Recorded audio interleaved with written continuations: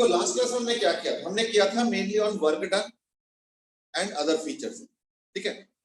तो उसके रिलेटेड एक और चीज भी है जो कि आज हम लोग डिस्कस करेंगे, and that is about electrostatic electric field energy density.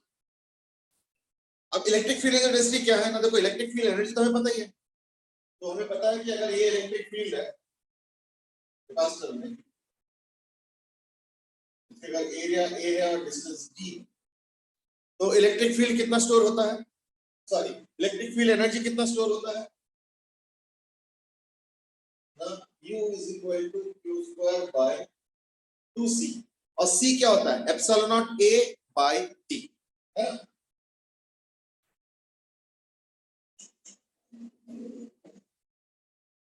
तो is equal to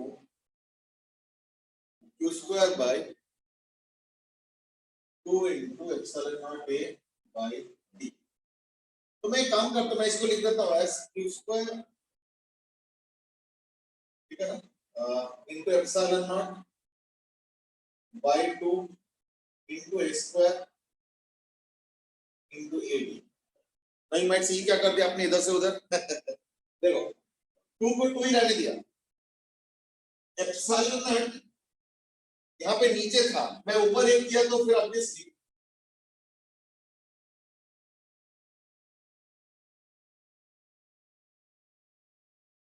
तो मैंने देखा कि एप्सिलॉन नॉट एक नीचे है, तो मैंने क्या किया ऊपर नीचे एक एप्सिलॉन नॉट मल्टीप्लाई कर दिया, ठीक है ना, जैसे से हाँ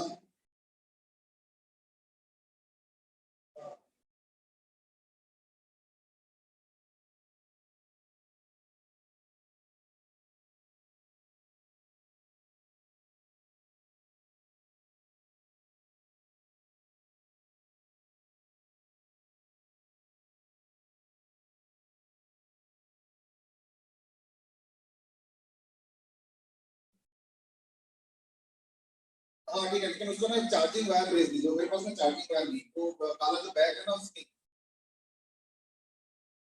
हाँ उसके अंदर चार्जर और चार्जिंग वायर होगा तो भेज, है ना, उसको बोल दीजिए। हाँ एक सेकंड रुक जाओ, मैं एक्चुअली वो चार्जर मंगवा रहा हूँ। तो ये आ गया, इसको मैं आराम से लिख सकता हूँ एज, देखो मैंने पहली बात तो कोई चेंज नहीं किया, ये एज इट इज ये रखा है, थोड़ा सा मैनिपुलेशन किया, एप्सिलॉन नॉट ऊपर नीचे मल्टीप्लाई कर दिया, ए को भी ऊपर नीचे मल्टीप्लाई कर दिया, देखो ए ऊपर है स्क्वायर है, तो देखो एप्सिलॉन ए नीचे था तो उसके जगह एक ऊपर एक नीचे, तो मैनिपुलेशन किया, क्यों, क्योंकि ये हो जाएगा एप्सिलॉन नॉट बाय 2। हाँ अरमान कुछ पूछ रहे थे सर? नहीं, मैं बस कह रहा था कि वो एप्सिलॉन नॉट स्क्वायर होगा डिनोमिनेटर में। नहीं एक्चुअली क्या ना, मुझे जो लिखना था वही है, अब ठीक कर दिया, ठीक है ना। तो ये स्क्वायर हो गया, तो Q बाई ए क्या होता है सिग्मा, चार्ज बाई एरिया क्या होता है सिग्मा, जो कि सिग्मा बाई एप्सिलॉन नॉट का square into A into D। अब A इनटू D क्या होता है, A तो एरिया और डिस्टेंस D तो वॉल्यूम हो गया, where capital V is volume equal to epsilon naught by 2 into, अब सिग्मा बाय एप्सिलॉन नॉट क्या होता है ना, देखो अगर यहाँ पे मान लो चार्ज है सिग्मा, तो यहाँ पे जो इलेक्ट्रिक फील्ड होगा ना, यहाँ पे जो इलेक्ट्रिक फील्ड होता है वो होता है, ये हमने पहले भी किया है ना, तो एक काम करें,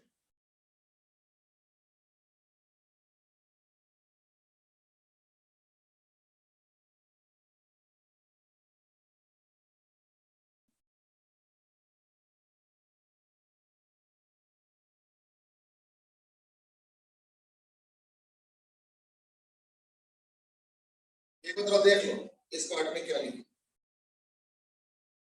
थोड़ा तो हमेशा परेशान करता है वो पार्ट, ठीक है ना। तो देख लो मैंने क्या लिखा है उस portion, I hope you got it now.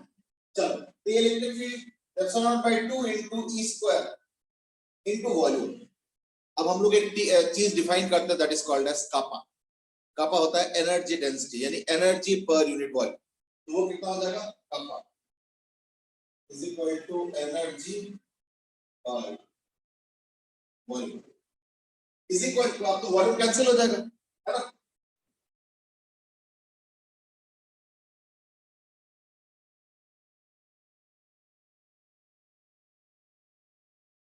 कापा के बाद मैं एक ई लिख दूंगा क्योंकि कापा इलेक्ट्रोस्टैटिक यानी इलेक्ट्रोस्टैटिक फील्ड एनर्जी डेंसिटी। इसका ये फॉर्मूला हो गया वैक्यूम। तो कापा, इस सिंबल का नाम कापा है, ये के जैसे है थोड़ा बहुत बट कापा सर ये वॉल्यूम कहाँ चली गई? Is equal to electric field energy density. हाँ, कोई कुछ बोल रहे थे? सर ये वॉल्यूम का जो था वो फैक्टर वो कहाँ चला गया? वो एनर्जी पर यूनिट वॉल्यूम बना दे रहा है, तो वॉल्यूम कट गया। Okay sir. तो ये कापा को हम बोलते हैं इलेक्ट्रिक फील्ड एनर्जी डेंसिटी। यानी इलेक्ट्रिक फील्ड में एक्चुअली क्या होता है, एनर्जी स्टोर है ना? चलो तो लेट्स स्टार्ट नाउ।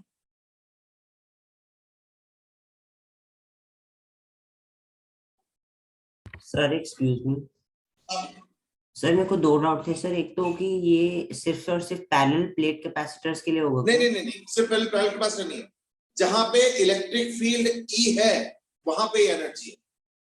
अब वो बाय चांस क्या ना, हमें एक कंटेक्स्ट मालूम था कैपेसिटर, तो उससे हमें डिराइव कर लिया एक्सप्रेशन।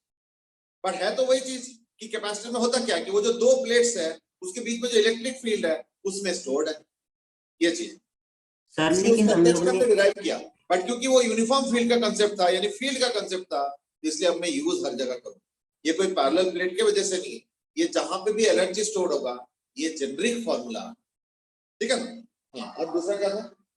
सर पहले इसी में सर मेरे को एक क्वेश्चन था कि हम लोग ने लेकिन इलेक्ट्रिक फील्ड को जो एप्सिलॉन सिग्मा एप्सिलॉन नॉट लिया है वो तो सिर्फ पैरेलल प्लेट में यूनिफॉर्म होगी ना, फिर हम नहीं उसको नहीं नहीं, बात वो नहीं है।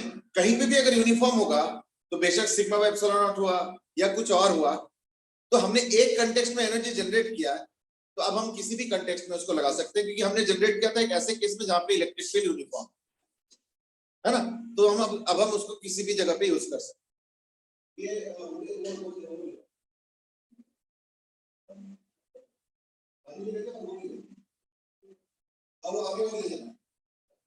हाँ, अब बोलो और क्या? और सर दूसरा क्वेश्चन ये था कि सर मेरे को ये समझ नहीं आ रहा कि एक फील्ड में एनर्जी कैसे स्टोर हो सकती है?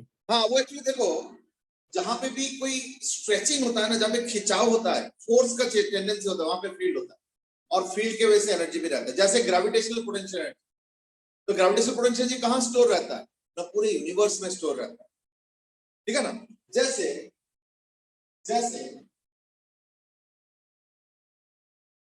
एक कंटेक्स्ट आता है, I don't know whether you discussed it और नॉट, कि सपोज एक स्फीयर है,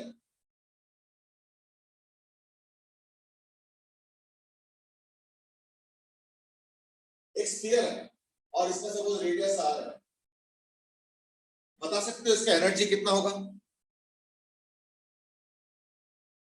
यस एनीबॉडी? सर हाँ, sir k square q four k square q square k square q square epsilon naught by 2r। नहीं नहीं, ये मिला कहां से? सर आपने जो फॉर्मूला बताया उसी को लिखा। नहीं, देखो प्रॉब्लम है, समझे नहीं, ये फॉर्मूला भी यूजफुल नहीं है, मैं इसका एनर्जी डिराइव करना चाहता हूं, तो इसको हम लोग बोलते हैं यू सेल्फ, इसको हम लोग बोलते हैं सेल्फ एनर्जी। भाई बट ये सेल्फ एनर्जी का मतलब क्या होता है? देखो, हमने जो पोटेंशियल एनर्जी पढ़ा है वो था फॉर टू चार्जेस, यहाँ पे एक चार्ज Q1, यहाँ पे एक चार्ज Q2, हमने पढ़ा ना एनर्जी कितना होता है, Q1 Q2, और अगर सेपरेशन R होता है तो सेल्फ एनर्जी क्या होता है, K Q1 Q2 by R, हमने पढ़ा है ना फॉर्मूला फॉर पोटेंशियल एनर्जी। तो इसके लिए हमें क्या चाहिए, हमें इसके लिए दो चार्जेस चाहिए, हमें दो चार्जेस चाहिए, Q1 और एक Q2। और उन दोनों के बीच में जो चार्ज का एनर्जी होता है वो होता है k q1 q2 by r। ये हो गया potential energy due to two charges q1 and q2, है ना। अब देखो मैं पूछ रहा हूं ऐसे एक जगह पोटेंशियल एनर्जी जहां पे तो दो चार्ज है ही नहीं, एक ही चार्ज है, एक स्फेरिकल चार्ज, तो इसका एनर्जी हम कैसे विजुलाइज करेंगे, है ना। तो इसका एनर्जी हम विजुलाइज इस तरह से करेंगे, एक काम करो, ये जो स्फीयर है ना इसके पास मान लो इनिशियली जीरो चार्ज, कोई चार्ज ही नहीं। फिर एक काम करो, एक dq चार्ज को इंफिनिटी से यहां पे डाल दो, तो अभी इसके पास कितना चार्ज हो गया, अब हो गया dq। कितना वर्क डन करना पड़ा, वर्क डन करने की जरूरत ही नहीं पड़ा, क्यों, क्योंकि जब मैं dq लेके आ रहा था तो स्फीयर पे तो कुछ भी नहीं था, तो कोई रिपल्शन तो हो नहीं रहा था, इसलिए dq लाने में कोई वर्क डन नहीं किया। लेकिन अब ये जो dq आ गया इसके ऊपर, अब जब मैं अगला dq लेके आऊंगा, अगला dq लेके आऊंगा, तो ये जो स्फीयर के ऊपर dq है वो तो उसको रिपेल करेगा, तो वर्क डन करना पड़ेगा। यानी अब थोड़ा सा वर्क डन मुझे करना पड़ेगा। कितना वर्क डन करना पड़ेगा ना, इसका पोटेंशियल तो हमें पता ही है, इनटू चार्ज। जो वर्क डन क्या होता है, पोटेंशियल इनटू चार्ज। तो कितना आ गया, 2dq आ चुका है। अब जब मैं अगला dq लेके आऊंगा तो मुझे और ज्यादा वर्क डन करना पड़ेगा, क्यों, अब 2dq मुझे रिपेल कर रहा है, तो मुझे और धक्का मार के ले जाना पड़ेगा। स्फीयर में अब कितना चार्ज आ गया, 3dq, है ना। पहला dq में तो कोई वर्क डन नहीं किया, सेकेंड वाला dq लेके आओ तो वर्क डन करना पड़ रहा है। अब जब सेकेंड आ चुका है, अब जब मैं थर्ड वाला dq ला रहा हूं तो और ज्यादा वर्क डन करना पड़ेगा, क्योंकि स्फीयर के ऊपर चार्ज बढ़ रहा है। अब जब मैं उसका अगला dq लेके आऊंगा तो मुझे और ज्यादा वर्क डन करना पड़ेगा, यानी हर बार मुझे अलग अलग वर्क डन करना पड़ेगा। लेट अस से ऐसे करते करते करते करते इसी प्रोसेस में सपोज इसका चार्ज बढ़ते बढ़ते हो गया स्मॉल, तो इसका पोटेंशियल कितना होगा, तो पोटेंशियल हो जाएगा k small q by r। तो वर्क डन क्या होगा, वर्क डन मतलब जो एनर्जी स्टोर हो रहा है वो कितना हो जाएगा, k q by r into जो चार्ज लेके आया, q इनटू v होता है ना वर्क डन।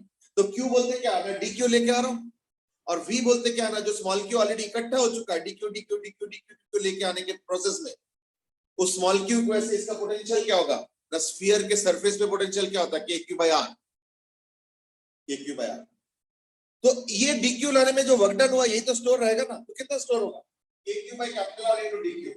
तो पोटेंशियल जी क्या होगा ना, ये स्टोर हो जाता है, तो क्या होगा, इसको इंटीग्रेट करो, हर बार dq dq dq dq charge लेके आओ और हर बार कुछ ना कुछ वर्क डन करो, ये सारा वर्क डन एक्यूमुलेट होता जा रहा है in the form of potential energy.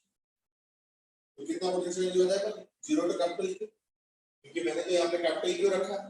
तो चार्ज बढ़ते बढ़ते 0 से बढ़ते बढ़ते बढ़ते बढ़ते कैपिटल Q होगा, और इस चार्ज को बढ़ाने में मुझे हर बार थोड़े थोड़े करके वर्क डन करना पड़ा, और उन वर्क डन को मुझे ऐड करना पड़ रहा है,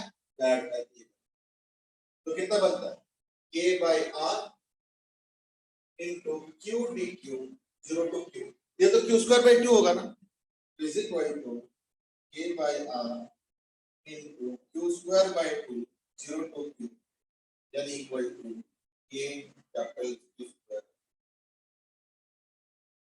यानी हॉलो स्फीयर का जो सेल्फ एनर्जी है, हॉलो स्फीयर का जो सेल्फ एनर्जी है,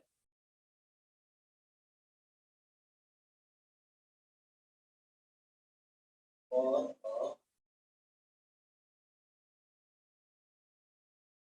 तो कितना सेल्फ एनर्जी हो गया, k capital Q square by 2। अब पूछो अरमान। सर मेरे को ये डाउट है कि जो पोटेंशियल हमने यहाँ लिया है वो पोटेंशियल फाइनल लिया है, लेकिन हर बार पोटेंशियल डिफरेंट होगा ना। नहीं फाइनल नहीं लिया मैंने स्मॉल q लिया, यानी ये जो dq dq dq dq लेके आया ना, इस प्रोसेस में मान लो स्मॉल q एक्यूमुलेट हो चुका है, अभी कैपिटल Q बना नहीं है, small q obviously capital Q से कम है। फिर उस स्मॉल q के चक्कर में जब मैं dq लेके आऊंगा तो फिर वर्क डन करना पड़ेगा, फिर चार्ज बढ़ गया, फिर और dq लेके आऊंगा और बढ़ा हुआ चार्ज पे और ज्यादा वर्क डन करना पड़ेगा, तो हर बार ऐसे वर्क डन को मैं ऐड करता जाऊं, तो इस पूरे प्रोसेस को हम लोग बोलेंगे एज इंटीग्रेशन। तो dq dq dq लेके आ रहा हूं और मैं स्फीयर पे डालता जा रहा हूं, ऑब्वियसली स्फीयर का चार्ज धीरे धीरे धीरे बढ़ता जा रहा है, तो लेट अस से किसी वक्त स्फीयर का चार्ज बढ़ते बढ़ते बढ़ते बन गया स्मॉल क्यू, अभी कैपिटल क्यू नहीं हुआ है, कैपिटल क्यू तो उसका लिमिट है, यानी जब कैपिटल क्यू बन जाएगा चार्ज बस अब और कुछ नहीं करूंगा। तो इस पूरे प्रोसेस का वर्क डन ही तो मैं ऐड कर रहा हूं, ऐड मतलब इंटीग्रेशन होता है। नाउ यू माइट से कि चलो ठीक है वर्क डन हो गया, चलो ठीक है एनर्जी स्टोर भी हो गया, ये एनर्जी कहां स्टोर हुआ, कहां पे है ये एनर्जी? तो उसका आंसर सुनो, this potential energy, this you, यानी यू मतलब शॉर्ट में लिख रहा हूं इलेक्ट्रोस्टैटिक पोटेंशियल एनर्जी के लिए,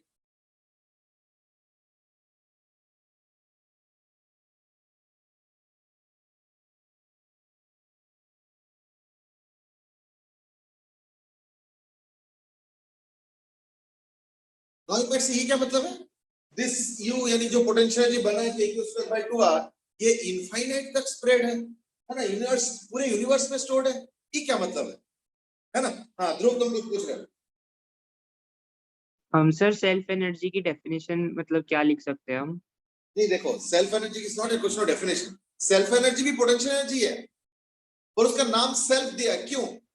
क्योंकि हमने जो पोटेंशियल एनर्जी डिफाइन किया था वो था for a Q1 separate charge and A Q2 separate charge, लेकिन अब जो मैं पोटेंशियल एनर्जी निकाल रहा हूं वो एक सिंगल स्फीयर का है, तो तुमको दो सेपरेट बॉडीज नजर नहीं आ रहा है, इसलिए तुम बोलेगा यहाँ पे पोटेंशियल एनर्जी कहां से आ गया, यहाँ तो एक ही चार्ज है, पोटेंशियल एनर्जी कहां से आ गया? तो इसलिए इसका एक स्पेशल नाम दिया गया, ये भी पोटेंशियल एनर्जी है। स्पेशल नाम क्यों दिया गया? क्योंकि यहाँ पे एक ही बॉडी दिख रहा है। जैसे अगर Q1 और Q2 होता तो पोटेंशियल एनर्जी क्या होता? k Q1 Q2/r। और अगर उसके बाद तुम एक सवाल पूछते कि ये पोटेंशियल एनर्जी किसका है, दोबारा सुनो क्वेश्चन, सपोज तुम सवाल पूछते Q1 Q2 वाले केस में जिसमें पोटेंशियल एनर्जी का फॉर्मूला k Q1 Q2/r है, उसमें अगर तुम पूछोगे कि ये पोटेंशियल एनर्जी किसका है, तो मैं बोलूंगा दोनों मिला के है, ना Q1 का पोटेंशियल एनर्जी है ये और ना ही Q2 का है, ये Q1 Q2 मिला के पोटेंशियल एनर्जी के Q1 Q2 है। और यहाँ पे कोई Q2 है ही नहीं, यहाँ पे एक अकेला Q चार्ज है, तो तुम बोलोगे यहाँ पे Q2 कहाँ है कि पोटेंशियल एनर्जी है? तो आंसर इज दैट इसमें सेल्फ एनर्जी यानी अपने ही वजह से पोटेंशियल एनर्जी क्रिएट हो रहा है। नाउ इनवर्ट से फिर दो चार्ज का जरूरत नहीं है क्या? एक्चुअली पता क्या है, थोड़ा अगर डीपर देखोगे तो यहाँ पे भी दो चार्ज की वजह से ही बन रहा है। कैसे? एक चार्ज ये ले लो, एक चार्ज ये ले लो, एक चार्ज ये ले लो, एक चार्ज ये ले लो, एक चार्ज ये ले लो, एक चार्ज ये ले लो, ऐसे हर पेयर लेते जाओ, ऐसे हर पेयर लेते जाओ, हर पेयर को ऐड करो, but that's very tough mathematical, इसलिए हमने इसको थोड़ा फिजिक्स यूज करके सॉल्व किया। कैसे? इस स्फीयर पे कोई चार्ज ही मत रखो इनिशियल, फिर डीक्यू चार्ज लेके आओ, अब जब डीक्यू चार्ज आ चुका है तो फिर एक और डीक्यू ले आओ, अब जब 2 डीक्यू आ चुका है तो एक और डीक्यू लेके आओ, अब जब 3 डीक्यू आ चुका है तो एक और डीक्यू लेके आओ, ऐसे करके dq dq dq dq dq dq करके एनर्जी बढ़ाते रहो, चार्ज बढ़ाते रहो तो एनर्जी बढ़ता रहे। That's what I am doing. उस प्रोसेस के मैथमेटिक्स ही है, और मैथमेटिक्स सॉल्व करने के बाद आंसर आ गया k²/2r। बट अब फिर से मैं वही सवाल पूछ रहा हूं, ये k²/2r तो आ गया, लेकिन एनर्जी कहां है? तो मेरा जवाब ये है कि हर जगह जहां पे इलेक्ट्रिक फील्ड है वहां पे एक इलेक्ट्रिक पोटेंशियल एनर्जी भी वहां पे स्टोर होता है। से ये कुछ हजम नहीं हो रहा खाना ज्यादा खा लिया, हजम नहीं हो रहा है कि इलेक्ट्रिक फील्ड एनर्जी पूरा दुनिया में स्टोर्ड है। तो एक काम करो, इतना जल्दी मुझे भी पता विश्वास नहीं होता, एक काम करो, चलो इस टॉपिक को यहीं पे बंद करते हैं। तो सेल्फ एनर्जी का फॉर्मूला आ गया k²/2r। अब मैंने क्लेम किया कि ये पूरा दुनिया में स्टोर्ड है, वो दुनिया में स्टोर क्या है पता नहीं क्या है, ऐसे लग रहा हो। चलो कोई बात नहीं, इस कहानी को, इस टॉपिक को, इस डिस्कशन को यही खत्म कर। अब एक दूसरा डिस्कशन कर, क्या कि देखो इस हॉलोस्फीयर की वजह से, इस हॉलोस्फीयर की वजह से हर जगह कुछ ना कुछ फील्ड तो होगा ना।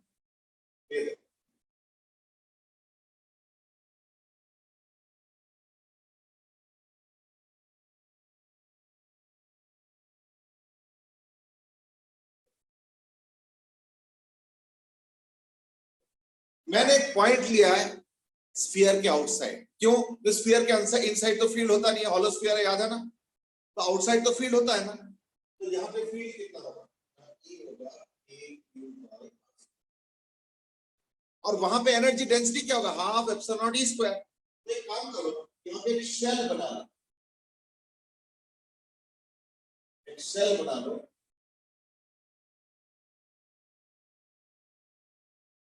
जिसका रेडियस है स्मॉल r और थिकनेस है d।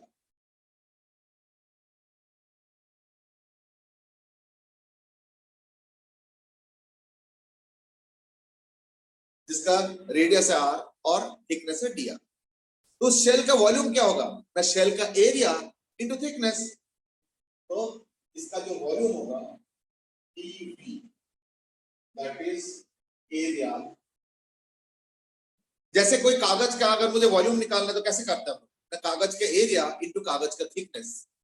तो इस शेल का वॉल्यूम क्या होगा ना, शेल का एरिया इनटू शेल का थिकनेस, यानी 4πr² दिया।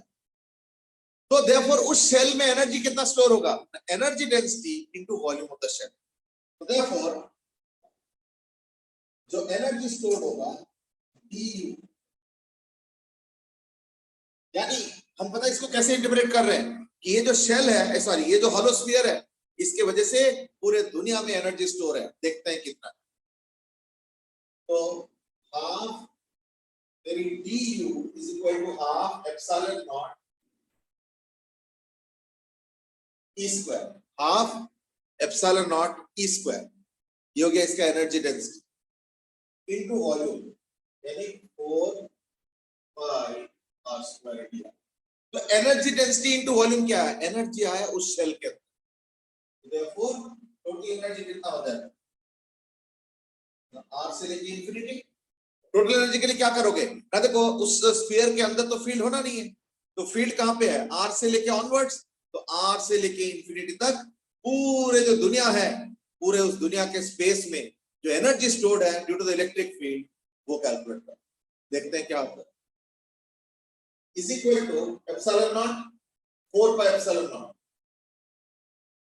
तो half into 4πε0 into k square q square into dr by r square, r से लेके इंफिनिटी। तो ये जो 4πε0 होता है ये तो 1/k होता है, तो ये 1/k हो जाएगा और k स्क्वायर, तो एक k रह जाएगा, यानी kq स्क्वायर बाय 2 और dr by r to the power -2, मतलब dr into r to the power -2, ये हो जाएगा r to the power -2 dr का इंटीग्रेशन r से लेके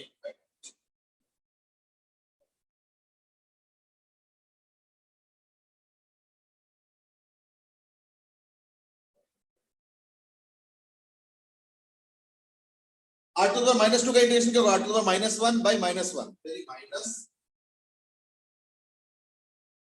अपॉन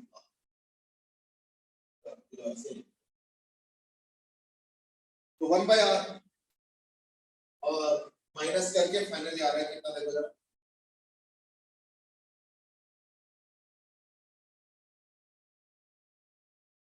यानी देखो वो जो मैंने चार्ज को इकट्ठे करने के लिए, है ना, ये जो क्यू चार्ज है स्फीयर में, कैपिटल आर वाले स्फीयर में, कैपिटल आर वाले स्फीयर में जो कैपिटल क्यू चार्ज है, उसको इकट्ठे करने के लिए कितना वर्क डन करना पड़ा, kq² बाय 2 कैपिटल आर।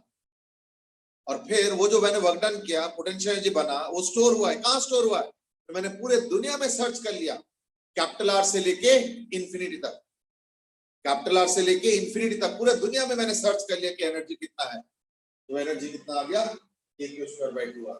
यानी देखो दोनों चीज रिकंसाइल कर रहा है ना, यही एग्जैक्ट, ठीक है ना। यानी क्या हो रहा है, पूरे दुनिया में जो पोटेंशियल एनर्जी स्टोर्ड है वही सेल्फ एनर्जी है। जबकि मैंने सेल्फ एनर्जी पहले कैसे कैलकुलेट किया था कि मैंने उस चार्ज को इकट्ठी किया, उसके लिए मुझे वर्क डन कितना करना पड़ा, तो वो स्टोर हो गया एनर्जी। और वो एनर्जी जो स्टोर हुआ है वो कहां पे स्टोर हुआ है ना, कैपिटल आर वाले स्फीयर के बाहर जितना भी दुनिया में स्पेस है, हर जगह थोड़ा थोड़ा एनर्जी स्टोर हुआ है, और इस पूरे एनर्जी का इकट्ठे करके जो टोटल एनर्जी बनता है वही है पोटेंशियल एनर्जी स्टोर, ये चीज, ठीक है। और तो दूसरा ऑप्शन में है ना रिकंसाइल कैसे कर गया। Yes sir, thank you sir. हाँ बोलो बोलो। नहीं सर, मैं बस कहता thank you sir.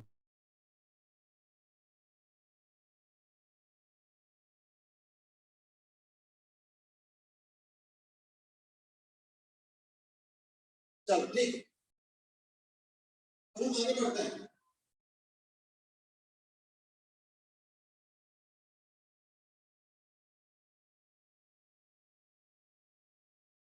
Sir excuse me, हाँ सर ये वैसे तो टॉपिक से रिलेटेड डाउट नहीं है, बट सर कैलकुलेशन में कुछ किया था आपने सर, मेरे को पहले डाउट आया था वो सर बताना एक बार कि जो हमने 4πr/dr निकाला सर, उसमें मेरे को थोड़ा फोर सा पाई आर नहीं, 4πr² into D R. Sir, ये सर 4πr² सर मेरे को उसका उसमें शेल थोड़ा का वॉल्यूम, तो एनर्जी देखो शेल क्यों लिया मैंने, क्योंकि वो सारे पॉइंट स्मॉल आर डिस्टेंस दूर है, तो हर जगह इलेक्ट्रिक फील्ड सेम है। तो अगर इलेक्ट्रिक फील्ड सेम है तो एनर्जी डेंसिटी भी हर जगह सेम है।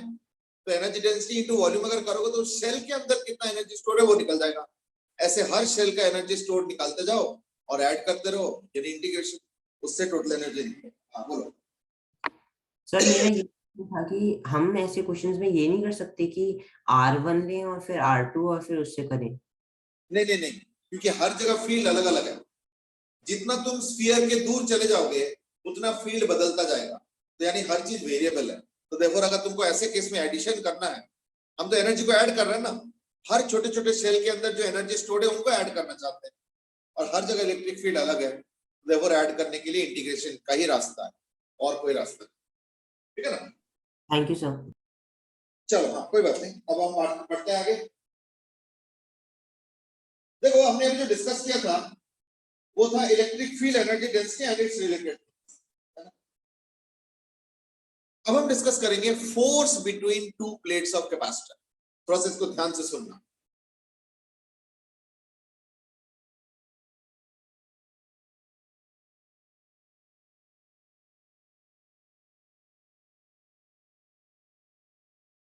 देखो अगर तुम electric field between the two plate जानना चाहोगे यहां पे, तो वो तो होता है सिग्मा बाय एप्सिलॉन नॉट। इसके ऊपर हमने पहले भी डिस्कस किया, लेकिन हाँ बोलो बेटा। सर जैसे अभी हमने एक हॉलोस्फीयर के लिए उसका potential energy self potential energy निकाली है सर, हम किसी भी कैपेसिटर के लिए वैसे ही निकाल सकते हैं।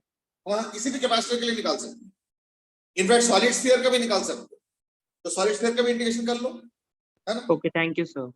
हाँ सर तो इसका मतलब हर एक ऑब्जेक्ट के पास जो इलेक्ट्रिकली चार्ज है उसके पास पोटेंशियल एनर्जी होती है। क्या बोल रहे हो, फिर से बोलो। सर मतलब हर इलेक्ट्रिकली चार्ज ऑब्जेक्ट के पास पोटेंशियल एनर्जी होती है। वो तो बिल्कुल होगा। अच्छा ओके सर। हाँ बिल्कुल। अच्छा जो मैं कर रहा था topic is force between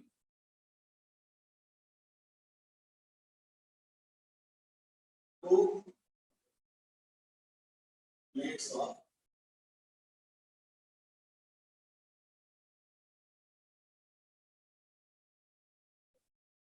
capacitor.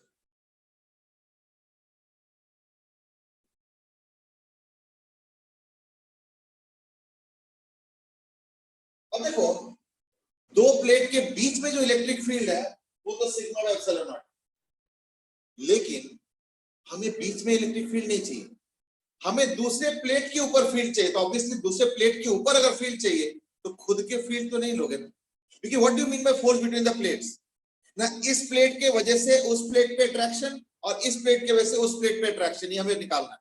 और अट्रैक्शन क्यों हो रहा है, क्योंकि एक में प्लस क्यू एक में माइनस क्यू, तो ऑब्वियसली दोनों के बीच में अट्रैक्टिव फोर्स ही होगा, है ना वो चीज। तो देखो यहाँ पे जो इलेक्ट्रिक फील्ड है वो तो सिग्मा बाय एप्सिलॉन नॉट, लेकिन अगर तुम एक प्लेट को फील्ड बनाने वाला और एक प्लेट को फील्ड या फोर्स एक्सपीरियंस करने वाला बनाते हो, इन दैट केस यहां पे जो फील्ड बनेगा E due to positive plate क्या होगा, sigma bye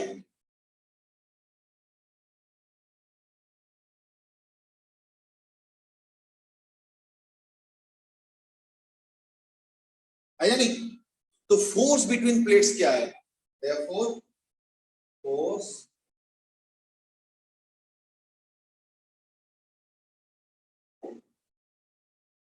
now field due to one of the plates on the other plate into charge on the other plate, तो other plate का charge है q ही तो है, ये हो जाएगा q by 2a epsilon naught into 2, यानी q square by 2a epsilon is equal to q square by 2a epsilon.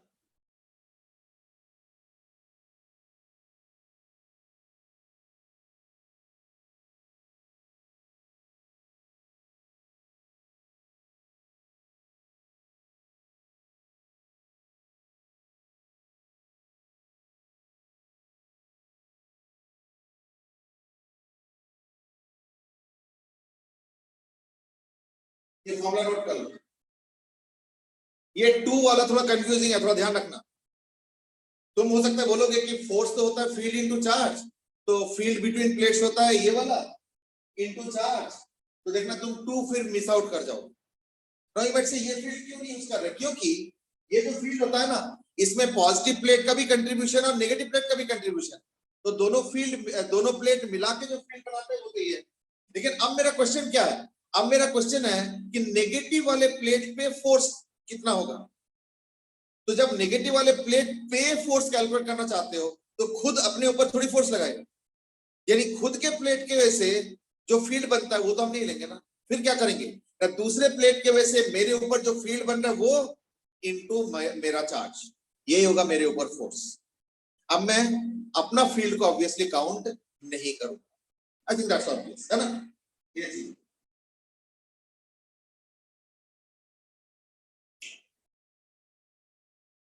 Sir excuse me, हाँ बेटा, सर फोर्स बिटवीन प्लेट्स तो फिर भी डबल होगी ना, क्योंकि नेगेटिव क्यू भी तो प्लस क्यू पे लगाएगा। नहीं, ये प्लेट उस पे फोर्स लगाएगा, वो प्लेट इस पे फोर्स लगाएगा, दोनों ही उतना ही लगाएगा, वो तो हमेशा internal force equal and opposite होकर कैंसिल होता है।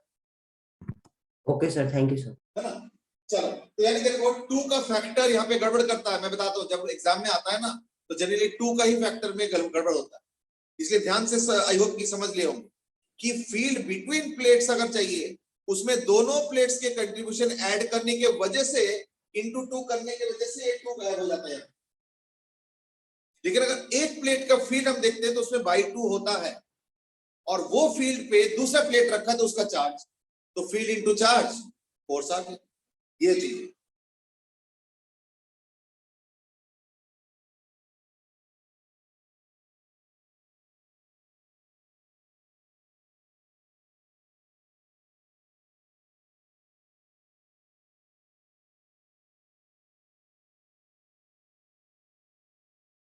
तो force is equal to q square by 2a epsilon. ये 2 छोटे छोटे टॉपिक्स हमने किया, पहले एनर्जी डेंसिटी के ऊपर, और अब हम कर रहे हैं फोर्स बिटवीन प्लेट्स। ये टॉपिक अब खत्म हो गया। आज हम लोग एक चीज और करेंगे, और वो है डायरेक्ट्रिक सीरीज एंड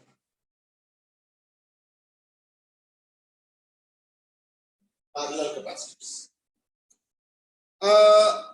बड़ा इंपॉर्टेंट टॉपिक है, क्यों, क्योंकि इसके ऊपर बहुत क्वेश्चन बनते हैं, एग्जाम में भी आते रहते हैं। डायरेक्ट सीरीज पैरेलल कई बार नहीं भी आता है, बट इनडायरेक्टली क्वेश्चन बहुत सारे आते हैं, तो उसी पे आज हम डिस्कस करेंगे।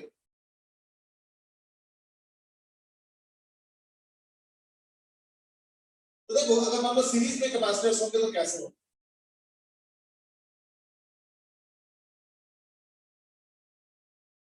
ऐसे ही कुछ।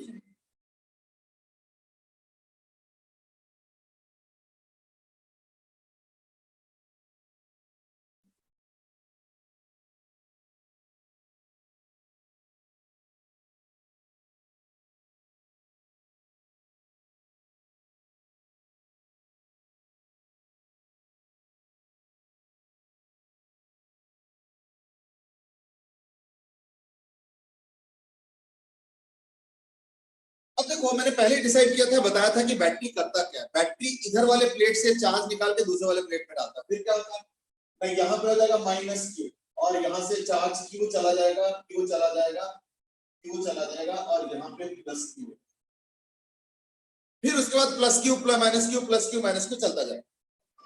ये प्लस माइनस होगा, ये प्लस माइनस होगा, इसमें प्लस माइनस होगा, फिर प्लस माइनस होगा, फिर प्लस माइनस होगा इसमें। ये देखो सब में सेम चार्ज है, यानी सीरीज में खासियत क्या है कि all capacitors have the same charge.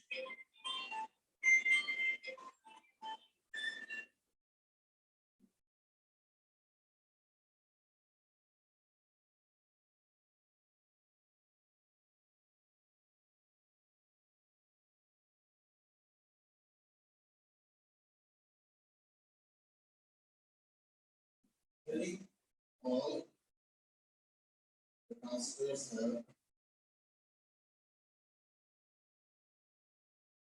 same charge। यानी सीरीज में क्या हो गया ना, हर कैपेसिटर का सेम चार्ज होगा।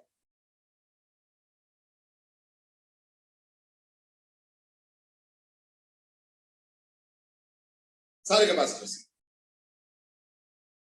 दूसरी बात, हर कैपेसिटर में कुछ वोल्टेज होगा और उनका जो समेशन होगा, तो लेट अस सी इसका जो वोल्टेज है वो है V1, इसका जो वोल्टेज है वो V2, इसका जो वोल्टेज है वो V3, इसका जो वोल्टेज है वो V4, इस तरीके से इसका मान लो Vn। तो यानी इसमें क्या हो रहा है, देखो इसमें क्या होगा, देखो जो टोटल वोल्टेज बनेगा वो क्या होगा, एक एक वोल्टेज को ऐड करके उसका समेशन, यानी V is equal to V1 plus V2 ऐसे करते करते Vn।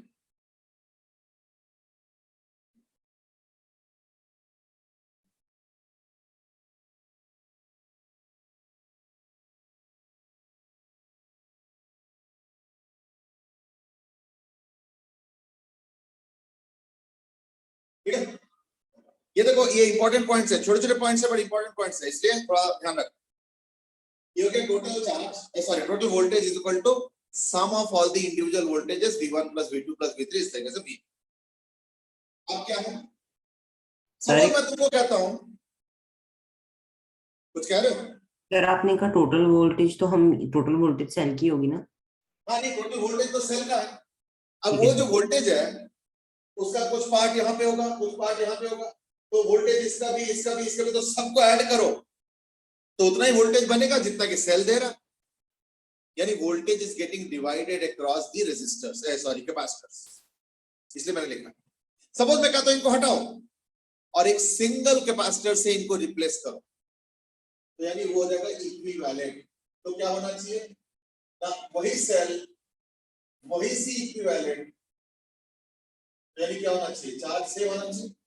भाई सी इक्विवेलेंट किसको मानोगे, सी इक्विवेलेंट तो तभी मानोगे ना जब चार्ज सेम है, जब चार्ज सेम है तभी ना उसको इक्विवेलेंट मानोगे। तो देखो पता क्या लिखेंगे, इसको लिख दो Q by C इक्विवेलेंट, इसका भी चार्ज Q होना चाहिए जो कि इन सारे कैपेसिटर्स के Q चार्ज है, तभी ना इक्विवेलेंट बनेंगे। तो V को लिख दो Q by C equivalent. V1 क्या होगा Q by C1, V2 क्या होगा Q by C2, फॉर्मूला लगा रहा हूं, यानी Q by C1 plus Q by C2 इस तरीके से Q by C, यानी 1 upon C equivalent is equal to 1 by C1 plus 1 by C2 up to 1 by C।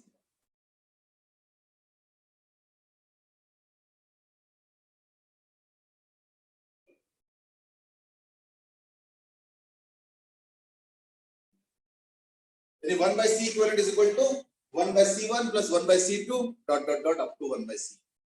देखो इससे क्या हुआ ना, इक्विवेलेंट कैपेसिटेंस का हमारे पास एक फॉर्मूला आ गया।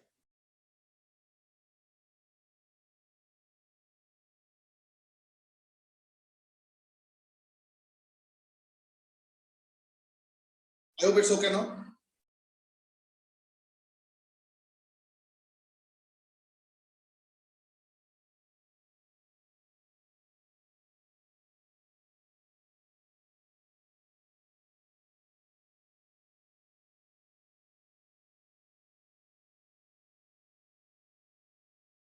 ओके, अब एक दो चीजें थोड़ा समझ लो। Number 3, if all capacitors are equal C naught each, तो क्या होगा? Now 1 by C equivalent is equal to 1 by C naught plus 1 by C naught plus 1 by C naught up to 1 by C naught यानी n by C naught. Therefore C equivalent क्या होगा? यानी देख रहे हो कैपेसिटेंस कम हो जाता है. ये भी हम एक पॉइंट लिखेंगे, and that is fourth point. C equivalent is always lesser than the least capacitance. C equivalent is always lesser than the least capacitance.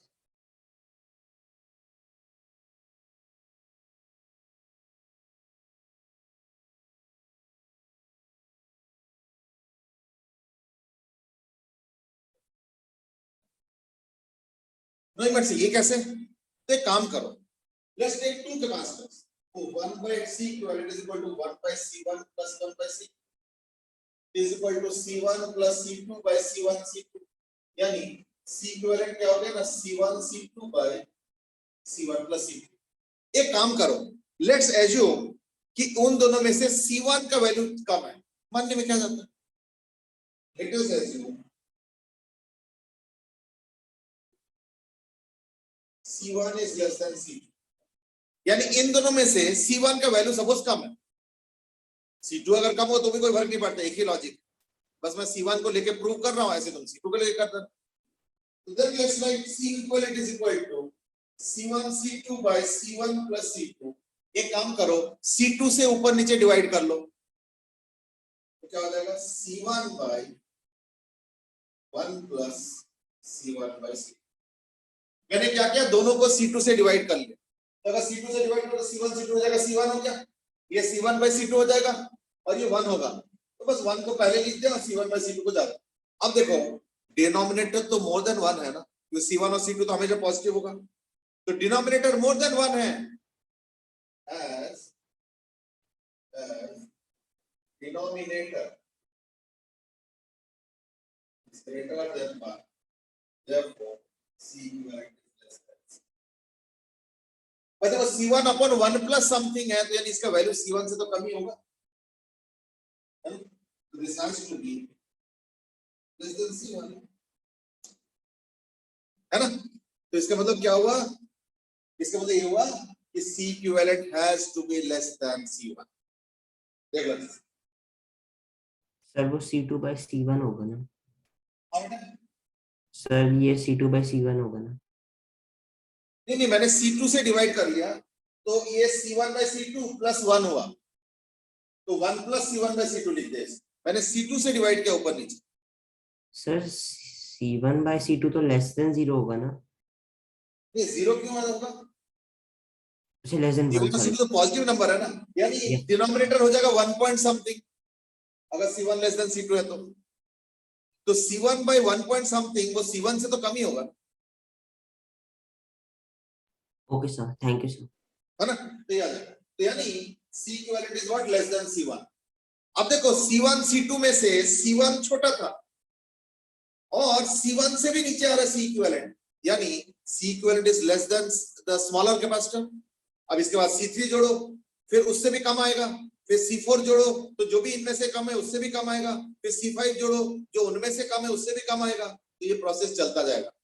यानी अगर पैरेलल में सॉरी अगर सीरीज में कैपेसिटर्स रखोगे, ये सारा सीरीज का डिस्कशन हो रहा है, अगर सीरीज में कैपेसिटर्स रखोगे तो C इक्विवेलेंट क्या होता है? कम हो जाता है. It is lesser than the least capacitor.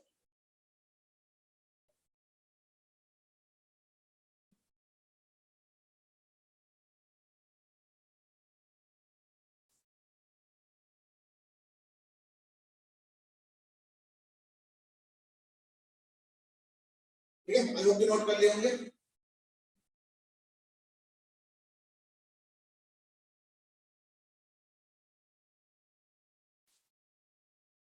लेकिन जो चीज मैं तुमको याद करने के लिए बोल रहा हूँ वो थोड़ा अलग है, ये थोड़ा समझ लेना, इसको स्टार लिख के रखना, क्योंकि जब सीरीज कैपेसिटर होता है ना तो ये बड़ा काम का फॉर्मूला है, कोशिश करो इसको याद करना या एटलीस्ट प्रैक्टिस से याद। और वो है कि सपोज मैंने एक V वोल्ट का सेल अप्लाई किया और ये दो कैपेसिटर्स, एक C1 एक C2, तो क्योंकि सीरीज में है तो देखो प्लस माइनस क्यू होगा और इसमें भी प्लस माइनस क्यू, ठीक है, तो देखो plus minus Q plus minus. अब इसका सपोज वोल्टेज है V1 और सपोज वोल्टेज है V2। अब सवाल पता क्या है, to find V1 and V2 from the value of V। Suppose दो कैपेसिटर सीरीज में है और उनके अक्रॉस V वोल्टेज है, उस V में से कितना C1 में होगा उसको V1 कह रहा हूं और जितना C2 में होगा उसको मैं V2 कह रहा हूं। तो सवाल ये कि V1 कितना होगा और V2 कितना, ये सवाल। चलो देखते हैं।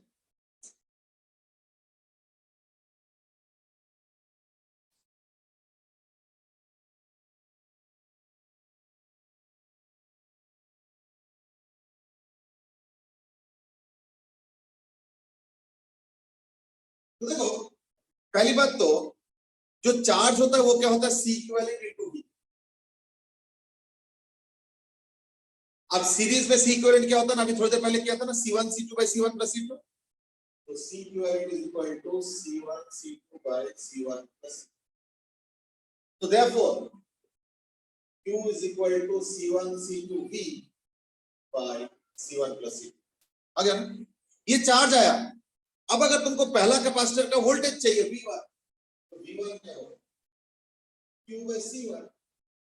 तो Q तो आ चुका है, अगर तुम C1 से डिवाइड करो तो क्या होगा, C1 C1 कैंसिल कर गया, तो क्या हो गया, C2 by C1 plus C2 into V। और V2 क्या होगा, Q by C2 is equal to C1 by C1 plus C2 into V।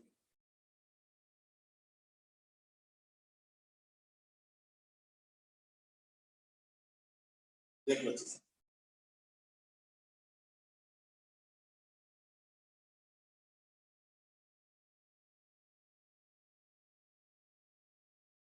Sir excuse me, हाँ बेटा, sir C equivalent Q by V होगा तो Q यहाँ पर सिर्फ Q या 2Q होगा?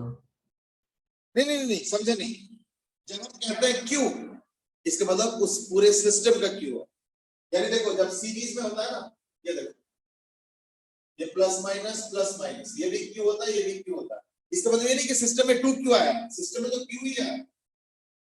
जैसे प्लस Q यहाँ पे आया तो इंडक्शन के कारण यहाँ पे माइनस Q हुआ, और ये जो माइनस Q हुआ ये कैसे हुआ ना, इसमें से चार्ज आगे निकल गया इसलिए ये प्लस Q हो गया, फिर इसमें से चार्ज आगे निकल गया तो इसमें से भी अगर देखोगे तो प्लस Q हो जाएगा। तो देखो सीरीज में क्या होता है, सिर्फ Q ही आता है एक कैपेसिटर में, उसके चक्कर में उसके अदर प्लेट में माइनस Q आता है। और वो माइनस Q कैसे होता है, वो तो जीरो प्लेट था, तो माइनस Q कैसे बना, तो उसमें से Q चला गया, वो माइनस Q बन गया और उसका अगले प्लेट पे Q हो गया, इसलिए सोर्स से Q ही चार्ज आया। ऐसे नहीं कि अगर चार कैपेसिटर तो हम उसको 4Q बोलेंगे, चार कैपेसिटर होगा तो भी उसका इक्विवेलेंट चार्ज Q ही होगा। क्यों, जब मैं इसका इक्विवेलेंट बनाऊंगा तो ऐसे देखो,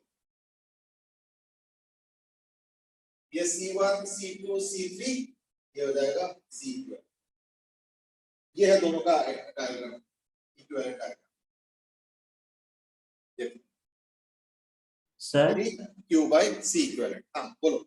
सर, तो ये एक इंटरेस्टिंग चीज है क्या कि जैसे जो इलेक्ट्रॉन सेल से निकलेंगे वो इलेक्ट्रॉन सेल में वापस नहीं आएंगे, कोई और आएंगे? नहीं नहीं देखो, पहली बात तो सेल के पास कोई इलेक्ट्रॉन होता ही नहीं। सेल क्या करता है, एक एंड से इलेक्ट्रॉन लेके दूसरे एंड में ट्रांसफर कर देता है बस। तो सेल के पास तो पहले भी कोई इलेक्ट्रॉन नहीं था। सेल सिर्फ क्या करता है, एक तरफ से इलेक्ट्रॉन लेके दूसरी तरफ ट्रांसफर कर देता है, या कह सकते हो इधर से पॉजिटिव चार्ज लेके इधर ट्रांसफर कर देता है। वो तो बात एक ही है, हम तो हमेशा लैंग्वेज रखेंगे पॉजिटिव चार्ज, ठीक है ना। देखो एक्चुअली क्या होता है, ये मैंने बोला ना कि V वोल्टेज अप्लाई किया, कैसे अप्लाई किया होगा, ऐसे अप्लाई किया, ये इस तरीके से अप्लाई किया होगा। तो क्या हुआ होगा, ये जो बैटरी है ये क्या करेगा, यहां से चार्ज निकालेगा Q, ये बैटरी क्या करेगा, नेगेटिव टर्मिनल क्या करता है ना, इस वाले प्लेट से क्यू निकाल देता है। क्यू निकाल देता है मतलब इलेक्ट्रॉन डालता है, पर हम इलेक्ट्रॉन का भाषा नहीं बोलते, हम लोग पॉजिटिव चार्ज का भाषा बोलते हैं। यानी यहाँ से क्यू निकाल दिया, क्यू निकाल दिया तो ऑब्वियसली फिर ये माइनस बन गया। अब वो क्यू निकाल के अपने पास नहीं रखता है, वो आगे ट्रांसफर कर देता है, फिर उस क्यू को भगा देता है, फिर यहाँ पे, फिर क्या होता है ना, वो जाके इस प्लेट पे जमा पड़ता है, तो ये हो गया प्लस कितना चार्ज क्यू। अब जब इस प्लेट पे प्लस क्यू आया तो इसकी वजह से इंडक्शन से उसके सामने क्या होगा, हमेशा याद है ना, प्लस और माइनस आमने सामने होगा तो इक्वल एंड ऑपोजिट होगा। तो अगर ये प्लस क्यू तो माइनस क्यू। अब ये प्लेट माइनस क्यू कैसे हुई, तो जीरो था ना, यहां से क्यू आगे निकल गया तो ये बन गया प्लस माइनस, और फिर वो जो क्यू आगे निकला उसके वजह से हो जाएगा प्लस। इस तरीके से सीरीज में एक के बाद एक के बाद एक कैपेसिटर्स में चार्ज आ जाता है, लेकिन बैटरी से एक ही चार्ज निकला है और वो है बैटरी से एक ही चार्ज निकला। इसलिए अगर तुम बोलोगे ये दो कैपेसिटर्स है, बताओ बैटरी ने क्या चार्ज दिया, तो हम बोलेंगे क्यू। बैटरी ने क्यू और क्यू मिला के 2Q या क्यू और क्यू और क्यू मिला के 3Q ऐसे नहीं दिया, बैटरी ने एक ही क्यू दिया। और सीरीज में वही क्यू अब लगातार सारे कैपेसिटर्स में आ जाते हैं because of induction and other related phenomena. ठीक है ना ये चीज।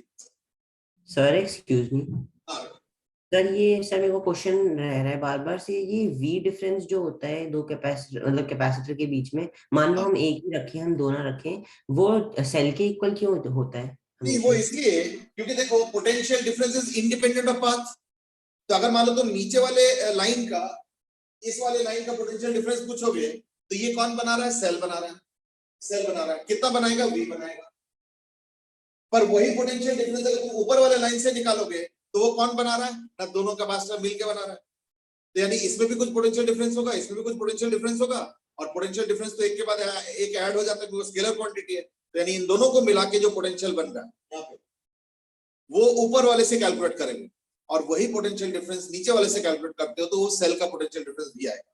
सिमिलरली अगर मैं इसमें एक सेल लगाऊंगा इसमें, तो ये जो नीचे वाले लाइन पे पोटेंशियल डिफरेंस है वो क्या होगा, वी होगा, ये सेल है, सेल है।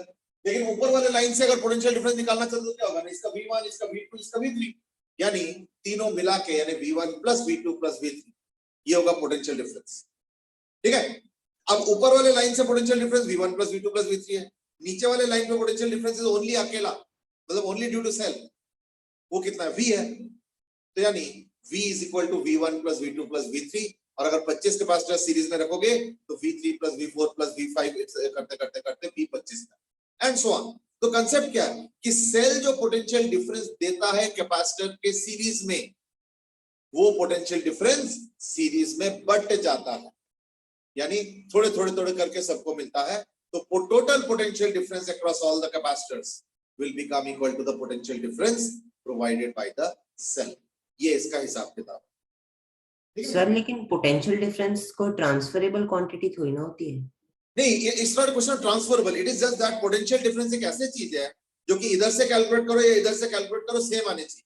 तो इधर से कैलकुलेट करो तो क्या आएगा, सेल का आएगा, उधर से कैलकुलेट करो तो क्या होगा, potential difference of the capacitor का समेशन आएगा। तो यानी दोनों बराबर होना चाहिए, तो यानी V equal to V1 plus V2 plus V3। तो नीचे वाले से कैलकुलेट करो तो V, ऊपर वाले से कैलकुलेट करो तो V1 प्लस V2 वगैरह इस तरीके से, तो यानी दोनों बराबर होना चाहिए। इसलिए मैंने लिख दिया V इक्वल टू V1, सबको मिटा दिया, V equal to V1 plus V2 plus V3 इस तरीके से। ठीक है। देखा होगा मैंने पहले भी डायग्राम ऐसे ही बनाया था कि सपोज ये सेल है और ये कैपेसिटर C1 या C2 या C3 या C4 ऐसे करके C है, यानी नीचे वाले लाइन से अगर देखोगे यहाँ और यहाँ के बीच तो पोटेंशियल डिफरेंस क्या होगा, V होगा, क्योंकि यहाँ पे तो एक ही चीज है, सेल है। पर यहाँ पे क्या होगा, ये V1 है, ये V2 है, ये V3 है, ये V4 है। तो ऊपर वाले में तो V1 plus V2 plus V3 plus V4, लेकिन दोनों बराबर होना चाहिए। क्यों, क्योंकि दो पॉइंट के बीच में कोई सा भी रास्ता फॉलो करो पोटेंशियल डिफरेंस सेम आएगा, ये कहा है। सर लेकिन अगर पोटेंशियल डिफरेंस सेम होगा तो नेट पोटेंशियल डिफरेंस नहीं होगा, तो फिर चार्ज कैसे जा रहा है? नहीं, चार्ज कैसे जा रहा है, देखो ये सेल काम कर रहा है ना, सेल काम कर रहा है इसलिए चार्ज जा रहा है, विदाउट द सेल तो नहीं जाएगा ना। अगर मान लो सेल के जगह तुम सिर्फ सेल हटा दो और ऐसे ही जोड़ दो के पास में रखो, कुछ नहीं होगा। तो सेल यहाँ पे रिस्पॉन्सिबल है, सेल काम करके वर्क डन करके तब जाके चार्ज को भगाता है। यही तो सेल का रोल है, अदरवाइज सेल का तो कोई रोल ही नहीं है। सेल का रोल कैपेसिटर जैसे नहीं है, कैपेसिटर से स्टोर करता है, और सेल वर्क डन करके वर्क डन करता कैसे है ना, उसके पास केमिकल्स होता है, तो केमिकल पोटेंशियल एनर्जी को यूज करके वो चार्ज को एक तरफ से लेके दूसरे तरफ को भगाता है। ये सेल का रोल है। यहाँ पे सेल जो होता है ना, वो यही रोल प्ले करता है कि यहाँ से चार्ज को खींचता है और फिर आगे कर देता है। यही सेल का रोल है, समझो ना। The cell is doing that work done required to take charge from one point to another. और उस प्रोसेस में क्या होता है, एक पोटेंशियल डिफरेंस कैपेसिटर में भी क्रिएट। और अगर याद होगा मैंने इसके ऊपर थोड़ा एक्सप्लेनेशन भी दिया था, याद करके देखो, जब मैंने सिंगल कैपेसिटर समझाया था कैसे। देखो अगर ये सेल है और ये प्लस और माइनस है, तो इनिशियली तो कैपेसिटर पर चार्ज होता नहीं है। मान लो थोड़ा सा कैपेसिटर में चार्ज चला, हल्का सा चार्ज चला गया, मान लो 1 यूनिट चार्ज चला गया, +1 यहाँ पे -1। अब क्या है, अब जब नेक्स्ट वाले में सेल चार्ज को लेके पुश करेंगे यहाँ पे, तो ये जो 1 है ना, वो उसको रिपेल करेंगे, इसलिए पुश करने में दिक्कत आता है। लेकिन फिर भी कैपेसिटर से ज्यादा ताकतवर अभी बैटरी है, तो बैटरी और चार्ज डाल देता है, ये +2 हो गया, ये भी -2 हो गया। अब जब दोबारा सेल, अरे प्रोसेस कंटिन्यूअसली हो रहा है, मतलब ऐसे नहीं कि दोबारा तिबारा चौथी बार, ये कंटिन्यूअसली चल रहा है। तो अब जब सेल और चार्ज भगाना चाहता है, वहां पे पुश करना चाहता है, तो ये कैपेसिटर का प्लेट और रिपेल करेगा। तो एक स्टेज आएगा जब कैपेसिटर का वोल्टेज पोटेंशियल डिफरेंस और सेल का पोटेंशियल डिफरेंस बराबर है, आप देखना चार्ज फ्लो नहीं है, क्योंकि पोटेंशियल डिफरेंस खत्म हो गया। पहले क्या होता है, सेल मान लो 10 वोल्ट और कैपेसिटर 0 वोल्ट, तो चार्ज गया। तो इससे इस चक्कर में क्या होता है, कैपेसिटर का वोल्टेज मान लो बढ़ के हो गया 4, लेकिन अभी भी तो सेल 10 पे है और ये 4 पे है, यानी अभी भी सेल ज्यादा ताकतवर वोल्टेज है, इसलिए और चार्ज जाएगा। कब तक, जब तक कैपेसिटर का भी वोल्टेज बढ़ते बढ़ते 10 वोल्ट यानी जो कैपेसिटर सेल का है उसके बराबर ना हो। जैसे ही कैपेसिटर का वोल्टेज और सेल का वोल्टेज बराबर हो जाएगा, उसके बाद चार्ज बंद हो जाता है। तभी तो मैंने लिखा था यहाँ पे कि अगर इसका वोल्टेज V होता है, अगर इसका कैपेसिटेंस C होता है, तो फाइनल चार्ज क्या होता है, Q = C × V। और जैसे ही कैपेसिटर पर CV आ जाएंगे, उसके बाद चार्ज फ्लो बंद हो जाएंगे, अब और चार्ज नहीं जा सकता। That's precisely what is happening in this particular case. अब क्लियर हो गया? Yes sir. सर सिर्फ फॉलो अप क्वेश्चन था कि, और सर इस प्रोसेस में ये होगा ना कि वोल्टेज ऑफ सेल में कोई फर्क नहीं पड़ेगा, वो सेम रहेगा? नहीं, क्योंकि voltage of the cell is decided by the chemicals. जब तक केमिकल्स सेल में पड़ा हुआ है, सेल खत्म नहीं हो गया, यानी केमिकल्स खत्म नहीं हो गया, तब तक उसका वोल्टेज लगभग फिक्स होता है, लगभग फिक्स होता है। थोड़ा सा चेंज होता है, मैं बताता हूं कैसे। एकदम स्टार्टिंग में सेल अगर मान लो 10 वोल्ट का था, तो देखना टुवर्ड्स द एंड जब खत्म होने वाला होता है, देखना 9.5 वोल्ट होगा, 9.6 वोल्ट, हल्का सा डिप कर जाता है। पर वैसे वो 10 वोल्ट 10 वोल्ट 10 वोल्ट 10 वोल्ट रहता है। पर जब सेल ऑलमोस्ट केमिकल्स खत्म होने वाले होता है, तो 10 वोल्ट से फिर 9.6 9 इस तरीके से करते करते फिर 0। बट वो एकदम एंड में होता है। जब तक सेल के केमिकल्स है मौजूद है, तब तक वो अप्रोक्सीमेटली 10 वोल्ट ही देंगे, या अगर सेल 4 वोल्ट का है तो 4 वोल्ट ही अगर देंगे, और अगर सेल 1.5 वोल्ट का है तो 1.5 वोल्ट ही देंगे।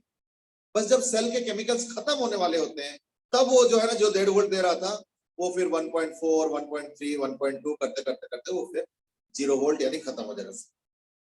अगर रिचार्जेबल है तो उसको फिर दोबारा चार्ज भी कर सकते, वो तो तुम्हारे ऊपर है ना।